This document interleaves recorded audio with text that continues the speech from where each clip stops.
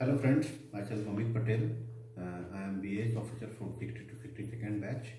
और जैसा कि आप सभी लोग जानते हैं कि आज BPSC 66 का प्रीलिम्स का एग्ज़ाम आज हुआ।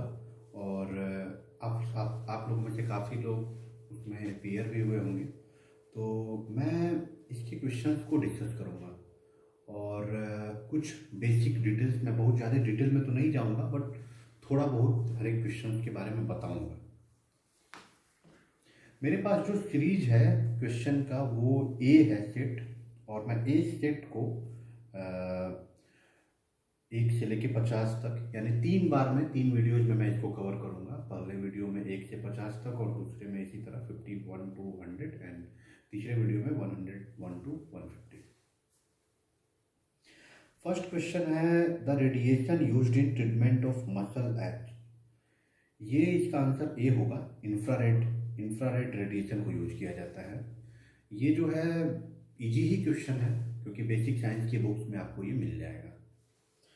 सेकंड क्वेश्चन है ये फिजिक्स का क्वेश्चन है। The total resistance of a circuit having two parallel resistors is 1.403 kilo ohm. If one of the resistors is 2.0 kilo ohm then other resistors will be. थोड़ा मतलब tough है, थोड़ा medium type question है क्योंकि जिनको physics आती है, जिन्होंने फॉर्मूला देख के गए हैं तो उनके लिए तो काफ़ी आसान है। जब पैरेलल में जो होता है तो पैरेलल में रिजल्टेंट जो है, जैसे उसका फॉर्मूला होता है 1/r equal to 1/r1 plus 1/r2। अगर इक्विवेलेंट रेजिस्टेंस हो तो इसमें जो है निकाले तो मैंने तो इसका जो है आंसर आएगा डी 4.70 किलो ओम इसका आंसर होगा। सिंपल फॉर्मूला है और इसको आप किसी भी बुक्स में देख लीजिएगा, एनसीईआरटी में भी मिल जाएगा आपको। तीसरा क्वेश्चन है heating the resistance of A semiconductor. Semiconductor के केस में क्या होता है कि जैसे ही हीट प्रोवाइड किया जाता है तो उसमें जो है इलेक्ट्रॉन्स हैं वो वैलेंस बैंड से कंडक्शन बैंड में चले जाते हैं। मुझे लगता है कि आप एनसीईआरटी में इसको पढ़े होंगे आप कि सेमीकंडक्टर में जो है वैलेंस बैंड होता है, जो कोवैलेंट बॉन्ड्स होते हैं, हीटिंग पे वो टूटते हैं बॉन्ड्स और इलेक्ट्रॉन्स फ्री होके कंडक्शन बैंड में चला जाता है। इसकी वजह से जो है कंडक्टिविटी बढ़ जाती है और कंडक्टिविटी जब बढ़ेगी तो रेजिस्टेंस जो है वो घट जाएगा। तो इसका आंसर होगा बी। ये इजी क्वेश्चन है, एनसीईआरटी में आपको मिल जाएगा, मुझे लगता है लुसेंट में भी मिल जाएगा। Faraday constant. ये फराडे कांस्टेंट जो होता है वो मैग्नीट्यूड ऑफ इलेक्ट्रॉनिक चार्ज पर मोल ऑफ इलेक्ट्रॉन। एक मोल ऑफ इलेक्ट्रॉन पे कितना चार्ज होगा वो होता है फराडे कांस्टेंट। तो ये कांस्टेंट ही रहेगा। ये जो है इसका it is a universal constant. इसका आंसर होगा फोर्थ का डी। ये थोड़ा सा टफ है सवाल क्योंकि जनरली जो है इतना डीपली कोई रिवाइज नहीं करता। बेसिक साइंस का क्वेश्चन है, साइंस के बैकग्राउंड के लोगों के लिए थोड़ा इजी है बट अदर्स के लिए थोड़ा टफ है। ये भी एनसीईआरटी में आपको मिल जाएगा। और ये क्वेश्चन पूछा इसलिए है, पूछने का ये रीजन है एक्चुअली करंट में 2019 में जो रीडिफाइन हुआ था एसआई बेस्ड यूनिट्स का, तो उस टाइम मुझे लगता है कि इसलिए वो पूछा है। फिफ्थ क्वेश्चन है लाइट ईयर। ये बहुत इजी क्वेश्चन है। Light year is a unit of, ये तो डिस्टेंस होता है, एस्ट्रोनॉमिकल जो डिस्टेंसेज होते हैं उसको मेजर करने का ये यूनिट होता है। ये तो काफ़ी इजी है और कहीं भी किसी भी साइंस की बुक में मिल जाएगा। सिक्स्थ क्वेश्चन है which of the following doesn't change when light travels from one medium to another medium. ये तो टफ क्वेश्चन है। ये तो मतलब सिंपली मुझे भी टफ ही लगा क्योंकि इतना ये बेसिक क्वेश्चन है। साइंस 9th-10th में जो हम पढ़ते हैं, 11th-12th के साइंस में है, फिजिक्स में, तो वो अब तक जो भी तैयारी करते हैं लोग भूल जाते हैं, बशर्ते कि अगर आप ग्रेजुएशन में भी आपने साइंस फिजिक्स से आपने किया है या फिर इंजीनियरिंग में आपने ये सब पढ़ी है। तो इसका आंसर होगा फ्रीक्वेंसी। इसका आंसर होगा सी, सिक्स्थ का सी, फ्रीक्वेंसी। इसमें जो जैसा कि फॉर्मूला होता है कि फ्रीक्वेंसी इंटू वेवलेंथ जो होता है वो स्पीड के बराबर होता है। जब डेंसर टू रेयर मीडियम में जाता है लाइट वेव तो स्पीड जो है ज़्यादा हो जाता है। तो स्पीड ज़्यादा होगा तो उसको बैलेंस करने के लिए वेवलेंथ जो होगा वो भी ज़्यादा हो जाएगा क्योंकि फ्रीक्वेंसी जो है, फ्रीक्वेंसी तो प्रॉपर्टी होता है सोर्स का, तो फ्रीक्वेंसी चेंज नहीं होगा बट वेवलेंथ भी और वेलोसिटी भी ये दोनों चेंज होते रहते हैं। सेवेंथ क्वेश्चन है तो बहुत आसान क्वेश्चन है, वेलोसिटी ऑफ इलेक्ट्रोमैग्नेटिक वेव। इसका आंसर तो ए होगा, 3 × 10⁸ मीटर/सेकंड। ये तो बहुत ही सिंपल क्वेश्चन है। एट्थ है, the first man who placed his foot on moon. ये भी बहुत सिंपल है, बचपन से हम लोग पढ़ते आते हैं कि नील आर्मस्ट्रॉन्ग। तो एट्थ का होगा बी। क्वेश्चन नंबर नाइन्थ है, number of neutrons in nucleus of plutonium nuclide. ये भी काफ़ी आसान क्वेश्चन है, क्योंकि एटॉमिक मास जो होता है नंबर ऑफ न्यूट्रॉन और नंबर ऑफ प्रोटॉन के बराबर होता है। जो न्यूक्लियस का जो मास होता है वो अप्रॉक्स जो है वो एटम के मास के बराबर होता है। तो इसमें जो है सिंपल है, उसमें से घटा देना है एटॉमिक मास में से number of neutrons, number of protons का संख्या है 94, तो उसको आप सब्सट्रैक्ट करिएगा तो आपको 148 आ जाएगा। तो नाइन्थ का ऑप्शन है बी। टेंथ जो है, highest viscosity among the following. ये तो विस्कस जो है, हनी जो है ज़्यादा विस्कस है, वाटर, एयर ये तो ज़्यादा फ्लूडिटी इनकी ज़्यादा है। तो जितनी ज़्यादा फ्लूडिटी होगी तो विस्कोसिटी उसकी कम होगी, इसलिए हनी जो है इसकी विस्कोसिटी सबसे ज़्यादा होगी। यही पूछा है, highest viscosity among the following. तो इसका आंसर हो जाएगा डी। ये भी सिंपल है, बेसिक ही क्वेश्चन है, बट इसको मैं मीडियम कैटेगरी में रखूँगा, क्योंकि जो आदमी नहीं पढ़ा है तो उसके लिए तो थोड़ा टफ है। 11th क्वेश्चन है, milk is a poor source of. Calcium तो सबको पता है कि मिल्क में कैल्शियम होता है, प्रोटीन भी सबको पता है। विटामिन सी, इसका आंसर होगा विटामिन सी, क्योंकि विटामिन सी जनरली जो है साइट्रस फ्रूट्स में होता है। तो विटामिन सी का जो है मिल्क पुअर सोर्स होता है। The breath test conducted by police to check drunken driver has which one of the following on the filter paper. ये जो है इसका तो आंसर ए होगा, potassium dichromate sulphuric acid. Potassium dichromate sulphuric acid. इसमें just क्या होता है कि जैसे ही हम उसपे वो फूंकवाते हैं, मतलब उसपे फूंकने पे उसपे जो उसका ऑक्सीडेशन हो जाता है तो एसिटिक एसिड उसमें बन जाता है। तो उसका जो फिल्टर पेपर के पास का जो येलो कलर होता है वो ग्रीन में कन्वर्ट हो जाता है। तो इसीलिए इसका आंसर होगा 12 का ए, पोटेशियम डाइक्रोमेट सल्फ्यूरिक एसिड। ये थोड़ा टफ सवाल है, क्योंकि अगर आप नहीं देखे हैं तो फिर वो तो आपको टफ लगेगा। 13th है, glucose is converted two ethyl alcohol bye enzyme. इसका आंसर होगा जाइमेज। जाइमेज एंजाइम को यूज किया जाता है ग्लूकोज को इथाइल एल्कोहल में कन्वर्ट करने में। तो ये भी टफ क्वेश्चन है। वैसे हमको लगता है लुसेंट सामान्य ज्ञान में शायद ये होगा, या बेसिक जो है एनसीईआरटी की बुक्स में भी होगी। 12th की एनसीईआरटी मुझे याद है, लेकिन मैं इसको मीडियम टू टफ की कैटेगरी में रखूंगा। ये तो बिल्कुल सिंपल क्वेश्चन है। 14th, lime water is turn milky. भाई ये तो बेसिक एनसीईआरटी में है, मुझे लगता है कि लुसेंट में भी है। तो इसका आंसर है CO2, क्योंकि ये जो है कैल्शियम कार्बोनेट में कन्वर्ट हो जाता है। जो कैल्शियम CO2 को पास करने में कैल्शियम कार्बोनेट में कन्वर्ट हो जाता है, जिसकी वजह से वो मिल्की हो जाता है। तो इसका ऑप्शन होगा बी, CO2। 15th क्वेश्चन है, the incomplete burning of petrol and diesel produce. Incomplete burning में निकलता है CO, कार्बन मोनोऑक्साइड। अगर कंप्लीट बर्निंग हुआ है तो CO2 एंड वाटर निकलता है। इनकम्प्लीट बर्निंग अगर हुआ है तो कार्बन मोनोऑक्साइड। तो इसका आंसर हो जाएगा 15th का डी।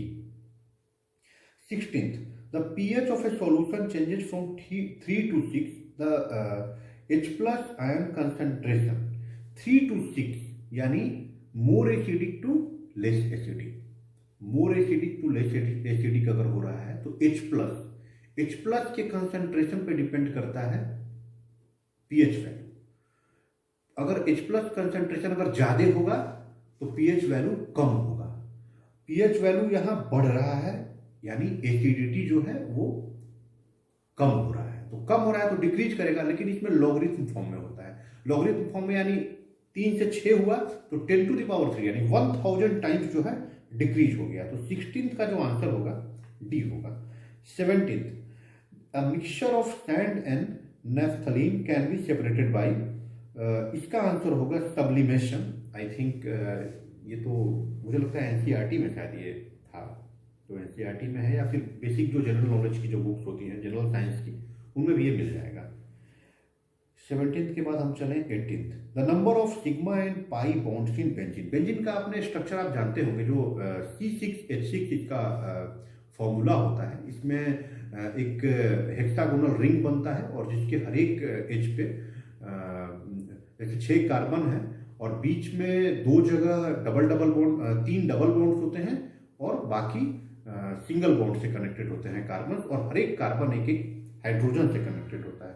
तो वो सिंगल बॉन्ड वाला CH और CC जो पहला बॉन्ड हुआ वो आपको सिग्मा बॉन्ड हो गया, यानी 6 कार्बन जो है एक दूसरे से कनेक्टेड हुए तो वो हो गया 6 सिग्मा बॉन्ड, और हर एक कार्बन एक हाइड्रोजन से कनेक्टेड हुआ है तो 6 और 6 12 हो गए सिग्मा बॉन्ड। और जो 3 डबल बॉन्ड होते हैं बीच में जो रिंग बनता है, 3 जो डबल बॉन्ड होते हैं तो वो हो गए 3 पाई बॉन्ड्स। तो 12 सिग्मा 3 पाई, 18th का हो गया C। उसके बाद 19th, the element present in urea. तो यूरिया का फॉर्मूला होता है CONH2। CO जो है CO और नीचे NH2 दो जो है कनेक्टेड होता है। C और O डबल बॉन्ड से कनेक्टेड होता है, और इसमें अब मेरे पास कुछ है नहीं कि मैं आपको दिखा पाऊँ, लेकिन इसका CONH2 होता है। ये तो मुझे लगता है कि सिंपल है, अगर आप बेसिक साइंस तो हम देख के ही जाते हैं BPSC के प्रिपरेशन में। तो ये इसमें फिर हो गया CONH, 4 एलिमेंट्स हो गए CONH, तो आंसर हो गया 19th का D। 20वां क्वेश्चन है, the poorest conductor heat among the following. ये तो लेड होगा। लेड को जो है वो कूलेंट रॉड्स में भी हम यूज करते हैं लेड को, क्योंकि ये काफ़ी देर से जो है गर्म होता है। तो ये कई जगह इंसुलेटिंग एजेंट्स में भी इसका यूज किया जाता है। तो लेड है, तो सिंपल क्वेश्चन है। Vitamin which is effective in blood clotting. बिल्कुल आसान सवाल। 21st का आंसर होगा D, विटामिन K होगा इसका आंसर। ये तो बहुत ही आसान है। द फीमेल सेक्स हार्मोन, ये मीडियम लेवल का क्वेश्चन है। ये मुझे लगता है कि एस्ट्रोजन होगा। ये जो सेक्स हार्मोन 2 होते हैं उनमें से एक एस्ट्रोजन होता है, दूसरा हार्मोन मुझे लगता है कि नहीं दिया हुआ है इसमें, एस्ट्रोजन ही होगा। तो इसका आंसर होगा A। 23rd है, Nobel prize for developing treatment of Parkinson disease were given to. ये तो न्यूज में था, और नोबेल प्राइज अवार्ड्स जो हैं उसको तो हम देख के ही जाते हैं। तो ये भी अगर कहें तो आसान ही सवाल था। तो इसका आंसर होगा आर्विड कार्लसन। तो इसका आंसर होगा 23 का A। 24th है, the malfunctioning of thyroid gland is due to deficiency. ये तो सिंपल है, आयोडीन इसका आंसर होगा। 24th का C हो गया।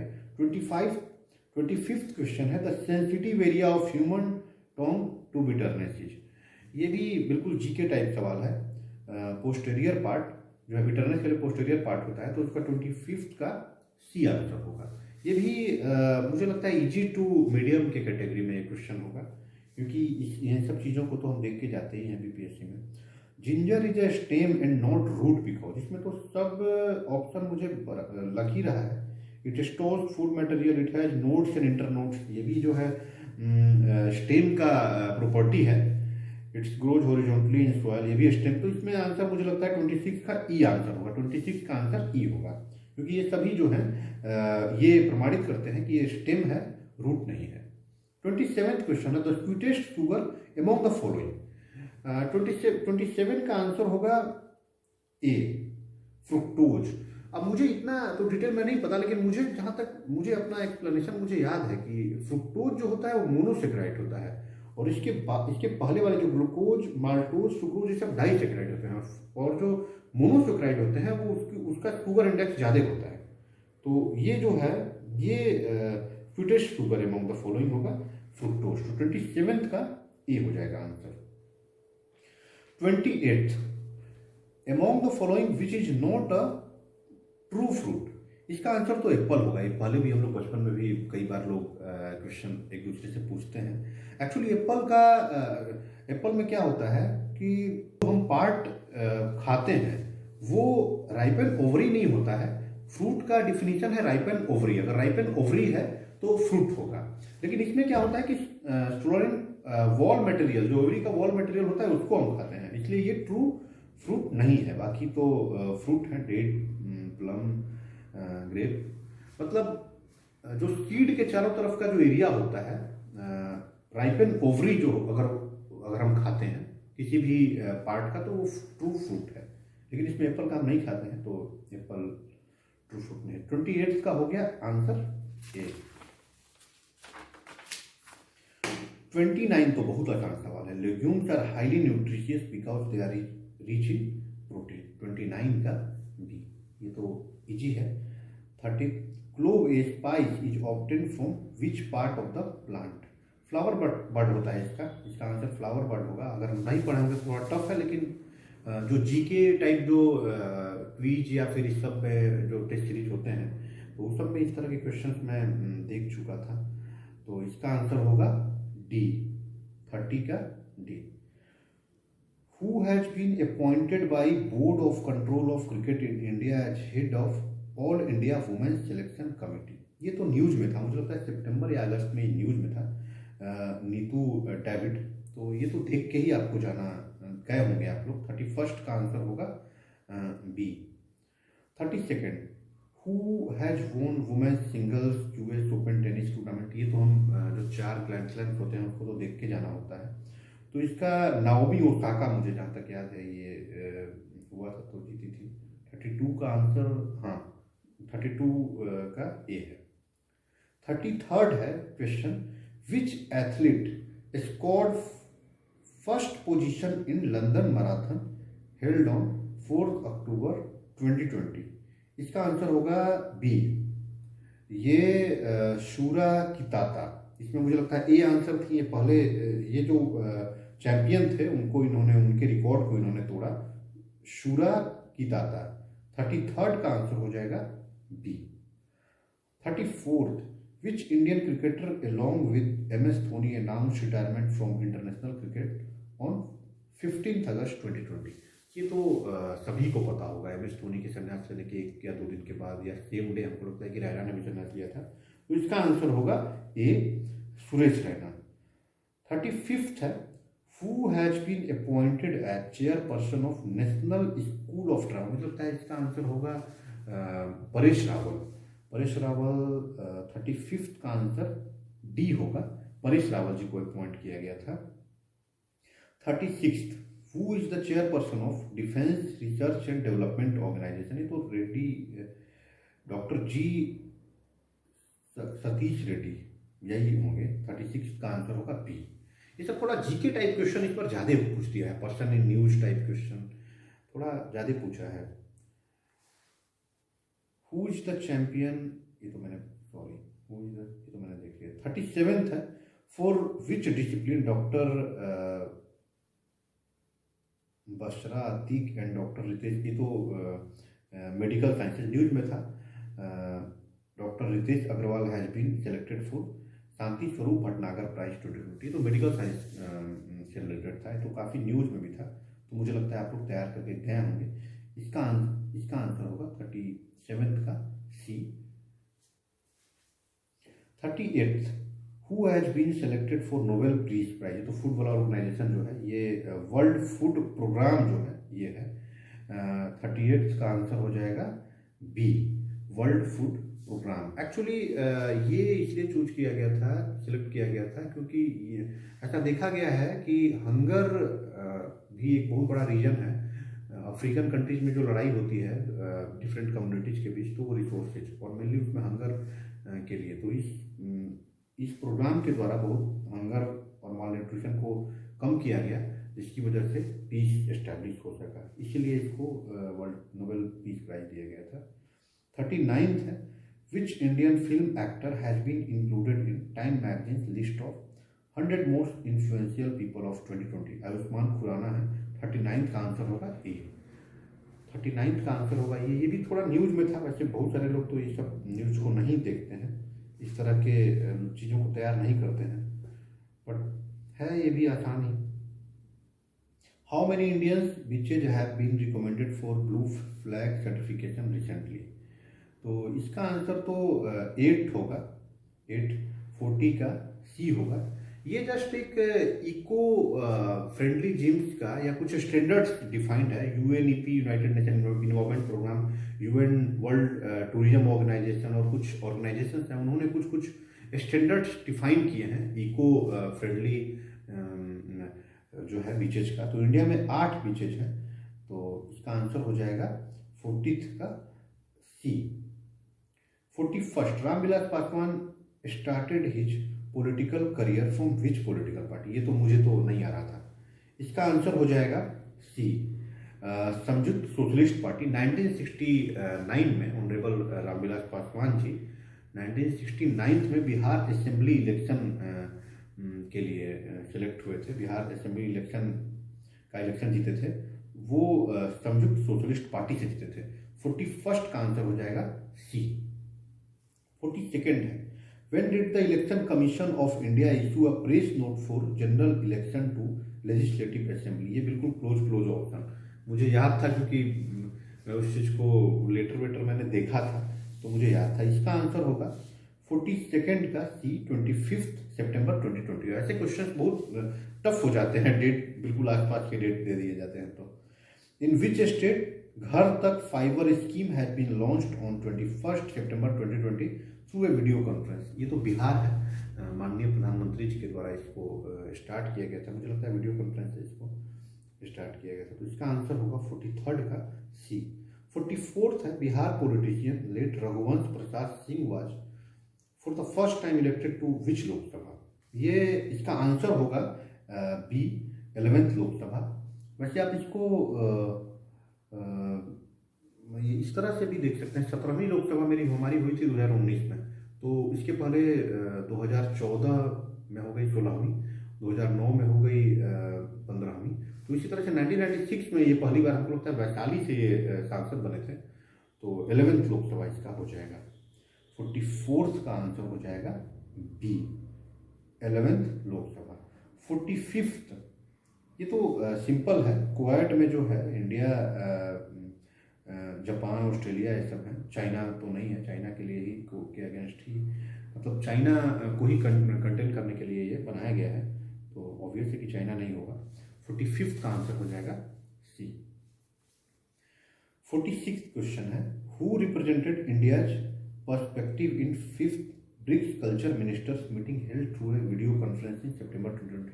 ऑब्वियस है कि कल्चर मिनिस्टर जो होगा वही इसको अटेंड किए होंगे, तो प्रहलाद सिंह पटेल हैं कल्चर मिनिस्टर। तो 46th का आंसर हो जाएगा A. 47th, where was the 36th ASEAN summit virtually held in June 2020? इसका आंसर होगा वियतनाम। ये सिंपल करंट अफेयर्स है, तो ये तो तैयार करके हम जाते ही हैं, तो आई होप कि आप लोग भी तैयार करके गए होंगे। 48th जो क्वेश्चन है, which of the following has topped in human capital index? इसका आंसर है सिंगापुर, यानी आंसर है इसका सी। 48th का आंसर है सी, सिंगापुर टॉप किया था। 49th, recently in USA operation मागा इज रिलेटेड टू? ऑपरेशन मागा काफ़ी न्यूज में था इलेक्शन के टाइम, जो डोनाल्ड ट्रंप का इलेक्शन हो रहा था, तो उसमें मेक अमेरिका ग्रेट अगेन इसका इन्होंने स्लोगन दिया था। तो इसका आंसर होगा Donald Trump re-election campaign. तो 49th का आंसर होगा बी। इसके बाद 50वां, which Arab state has started first nuclear power plant? ये तो यूएई है, यूनाइटेड अरब एमिरेट्स। 50th का आंसर होगा सी। 50वां क्वेश्चन का आंसर होगा सी, यूएई। अब तक के लिए इतना ही। Anyways, thank you so much. अब नेक्स्ट वीडियो में हम 51st to 100 तक